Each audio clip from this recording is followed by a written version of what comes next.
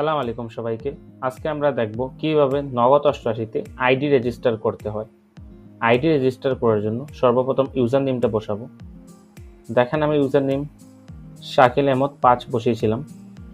সেখানে দেখাচ্ছে শাকিল আহমদ 5টা আগেই কেউ ব্যবহার করে নিছে, তো আমি 5 বদলে 7 বসিয়ে দিব। হয়ে গেছে। এখন আমি পাসওয়ার্ড একটা দিয়ে দিব।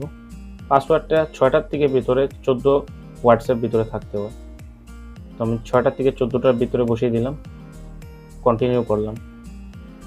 ফোন নাম্বার দেওয়ার কথা বলছে, আমার ফোন নাম্বারটা বসিয়ে দিব যেটা দিয়ে আমি নগদ অষ্টআশি খুলতে চাই। ইমেল অ্যাড্রেসটা দিয়ে দিব, যদি আমার কোনো ইমেল অ্যাড্রেস থাকে তাহলে সেটা দরকারই না, যদি আমি চাই তাহলে আমি দিতে পারি।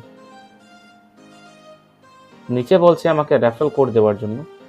যদি আমি অন্য কোনো মাধ্যমে যদি আমি নগদ অষ্টআশি যদি জেনে থাকি তাহলে আমি রেফারেল কোডটাও নিচে বসাতে পারবো, যার মাধ্যমে আমি নগদ অষ্টআশিটাকে খুলছি।